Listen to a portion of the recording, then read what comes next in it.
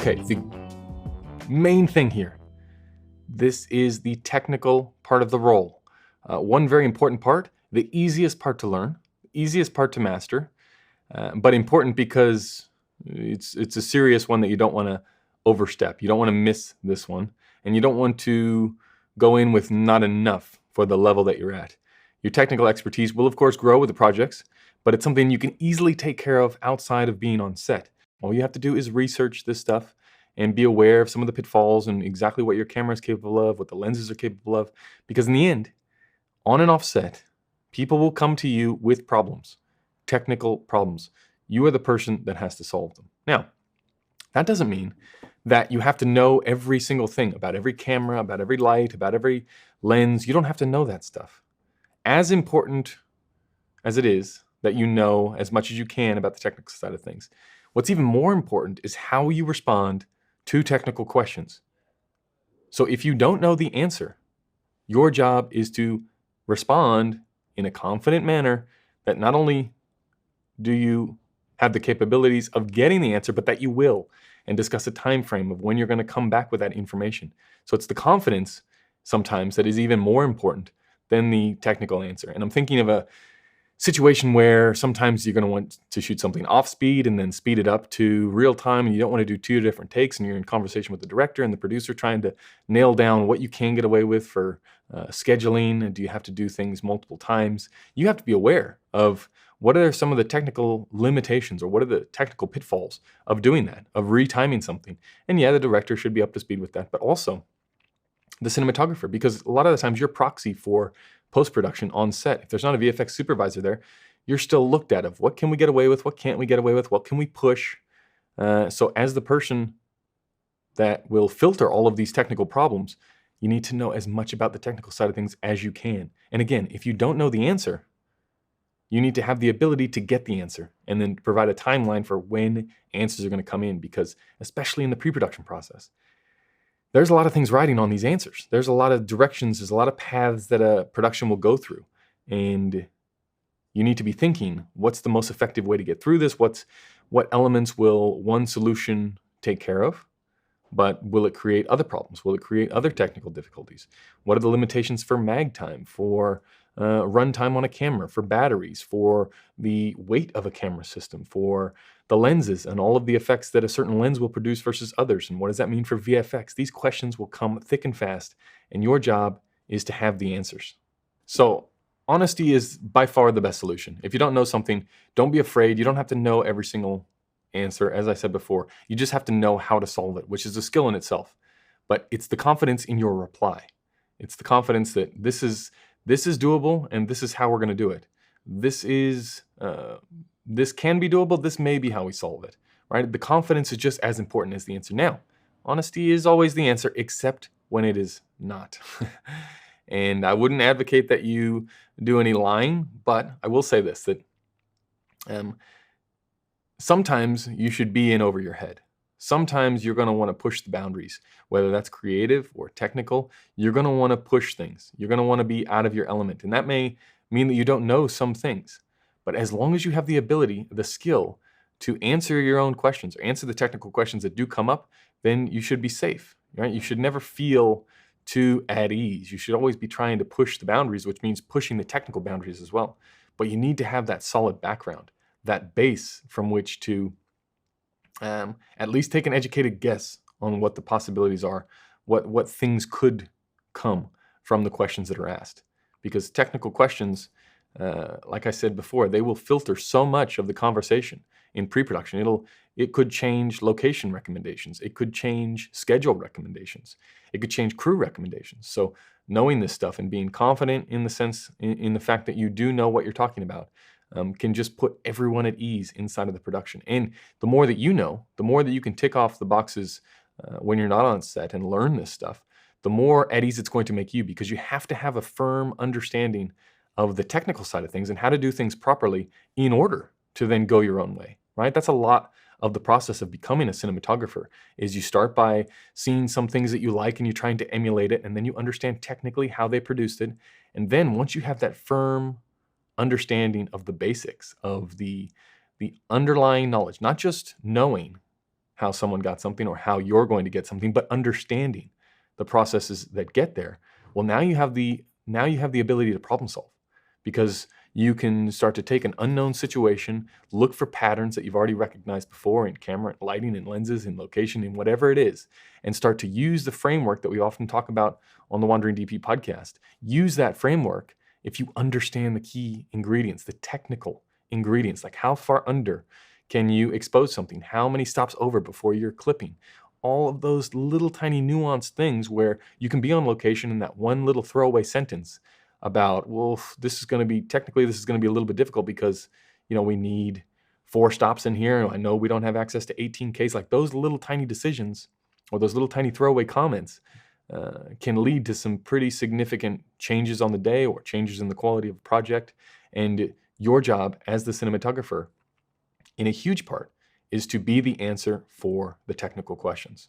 One of the biggest elements that has to do with technical questions and technical aptitude when it comes to cinematography revolves around the discussions in pre-production with individuals who don't have the same technical skills that you do or don't speak the same technical language. And this is something that is very unique to the cinematographer's position, because your key grip and your gaffer and your camera assistant, they speak the same technical language, but their conversations are usually amongst individuals that have the same technical knowledge, so they can speak a little bit looser, and they can be more precise in the verbiage that they use and the units and the fixtures.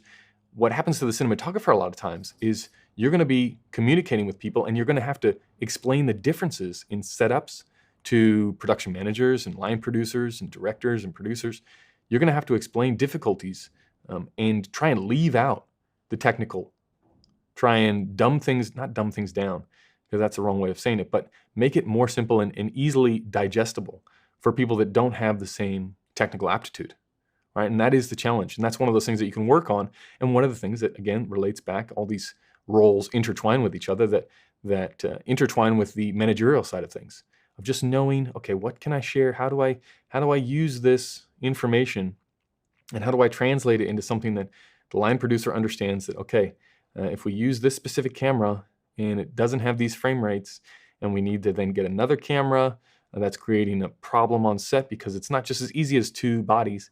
Now we have to have 2 sets of everything, okay? And some people may think, oh, we can just use the 2 bodies. Well, no, you need accessories for everything. And some accessories won't work with this camera, which means we got to get a different one. And then getting on the phone to the first AC and going, okay, have you ever used this camera system? Do these accessories work? Does this wireless? Is it compatible? All of these things and then translating that back to the production manager going, listen, it sounds like it's going to be simple and really easy, and we'll just swap the 2 bodies back, but that's actually creating lots and lots of work for us. So the easier thing to do would be to get a camera that can do everything. Get one that is slightly more expensive, but it has all the necessary requirements. We don't have to change things out. It's going to save us an hour on set. And because we know from our conversation about the commercial landscape, we know what the production company's looking for, the people that are involved in the production side of things. We know where their pain points are. We know what they're going to be concerned about. You can speak their language. You can say, listen, I know it seems like it's more expensive, but in actuality, it's not. It saves us so much time on set, or it saves us this amount of hours when the talent is unavailable. We can be doing this or that, or in our location moves, it just pushes everything out, which then becomes more expensive or more harder to manage, or we need different permits, or we need whatever it is. You have to be, knowing the commercial landscape allows you to tailor your communication to each of those individuals to understand their pinpoints. Director's concerned about story and getting something that can be proud of. Production manager is more concerned about bringing it in on budget and making sure the thing gets done and whatever is in the treatment gets produced. Producer, same thing. This is a role that is uniquely centered around the cinematographer, these conversations, because you're involved so far in advance. Even on a commercial project, you're on a week or 2 before the gaffer and the key grip. When these decisions have to be made then, they can't wait until the tech scout to decide whether or not it's going to be a techno crane or a drone. This has to be made and scheduled, and people have to be booked in advance. So a lot of the times this will fall on you, even though it may not be your area of expertise. You're still going to have to know how to get the answers. Again, bringing it back to the technical side of things. So just being aware of that will make your job so much simpler, and will make people appreciate your knowledge more if you can develop that that mode of explaining things that is easy to digest. You're only giving the people the relevant information that they need. You're not overloading them with information, not making them feel stupid. You want to understand where they're coming from, what they're trying to accomplish, and then you can help join those dots. Now, the technical knowledge goes even further. I'm not just talking about on-set stuff like camera, lenses. You need to understand deliverables. You need to understand file size. You need to understand the whole pipeline. The more you can expose yourself to the relevant technical information all along the process, the more of an advantage you're going to have, right? It's just like if you know how much you can get away with in a color timing session, well, then you know that maybe you don't need to take the 30 minutes to put up the flag, to knock down the wall, when you can just do that in 2 minutes all by yourself with the colorist, 2 people working as opposed to 30 people's hourly wages getting eaten up by you putting up this flag that would take 2 seconds to do later on. So the more you can expose yourself to the full pipeline, what are the deliverables that they actually need? What are the time constraints that they're under? What all of these technical things, the more you can know, the more effective it's going to make you.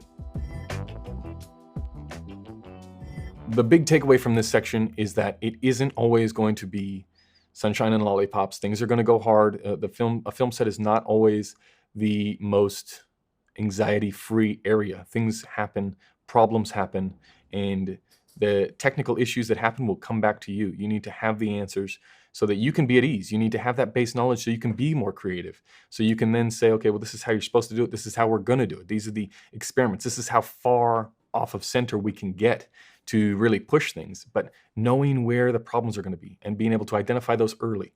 Because the earlier that you can identify a problem, specifically a technical problem, the earlier you can identify that, the more it's going to give everyone in the team ample time to come up with solutions, and even your own solutions that you come up with. If you give people time to enact those solutions, it's much more likely to happen. Whereas if you leave things unsaid or things go unnoticed until later in the project, it just becomes infinitely more complex, complicated, and harder to get things done the right way, changed, to save face, to be able to deliver whatever it is that you're delivering. Just know that there's no excuse not to know the technical stuff. That should be step number one. While you're doing all of the other things that we outlined in this video, if you are not across the technical information on camera, lenses, lighting, camera movement, post-production, color grading, all of those things, if you are not doing all that you can in the time that you're not on set, then you're leaving a huge chunk of knowledge on the table. You're exposing yourself to problems that aren't necessary, right? And you're perhaps leaving lots of stuff on the table, right? If you don't know what you can get away with in terms of exposure or lighting, you may be leaving information on the table. You may be capping just how good your things can look, just the level of expectations that you can meet if you don't have the technical knowledge. And there's no excuse because you can do it. You, a computer, you can look up all this stuff until you're blue in the face. Some things, though, you just have to do. This is one of those things you just have to learn. And even the learning process helps you. Because in that learning, you're not going to remember everything. You're going to forget some things. But it's in the learning process that you become more confident and that you start to understand the why behind things, and understanding versus just knowing. Like knowing, okay, I know the ISO that they recommend, but I understand how ISO works. And I understand in what situations I can exploit it so I can get the maximum. So it really is that difference between knowing and understanding, where you can make your mark on things on the technical side. But just no excuse. Just learn this stuff. That's it. You're just going to have to. You're going to have to devote some time to it. It's not going to be fun. It's not going to be sexy. But as soon as you lock it in, you're going to find that your results infinitely improve. They just escalate so quickly because now is the fun stuff. Now you can get creative. Now you can start to put your own stamp on things because you know and you understand what makes up a project. What are the elements? What are the technical issues that make it up? You don't have to worry about that anymore. You don't have to say, well, when is it going to be sharp? When's the lens going to be sharpest? What am I missing here? If problems do arise, you already know what it is and you can look to correct it and do so without even alerting production or the director. And trust me, people take note of that. People take note of how smoothly things go on set and the attitude that happens on set, right? The more you know from a technical standpoint, the more relaxed you can be because you know you have the answers. If something comes up, you know because you've done the research, right? That's what having the confidence comes down to, is the fact that you've already gone through it. You've already asked yourself this question 1,000 times. You've already come up with the solution. Like I said, when we were talking about the management side of things in crew, there'll be times when Either you can tell the crew how to do something, or you can ask the crew how they should get it done. Or say, you want some daylight pouring in through a window. You can either be very prescriptive and make those people feel unwanted and make their expertise, or let their expertise go to waste because they may have a better, quicker way of doing something, the results of which you may like even more. But if you don't have the technical knowledge of how you would actually get it done without their assistance, then you have nothing to compare against, right? We're looking for a meritocracy of ideas. Like, give us the best one. But if you don't know one idea versus another, and which is technically better, if you don't have that understanding, you're going to put yourself at a disadvantage against other people that do. And again, this is a zero-sum game where if you perform poorly, other people are more than willing to take your spot, right? If you don't service the director, the production company, the producer, if you don't make their jobs easier, other people will, and you'll find yourself quickly unemployed. There's no better way to get more work than to do so with repeat business. So establish those relationships, establish those connections, and then through onset. Like I said, there's never a time when issues don't come up. There's never a project that I've been on where everything goes perfectly smoothly and technical questions aren't asked and don't need answers, right? It happens every single job. Requirements are always shifting, always changing. People want delivery for Instagram, or they want delivery for whatever social media, whatever social network is popular at the time. And they're always shifting, right? And you need to know those answers so that you can provide value and help people save time, save money, and exceed expectations on the project.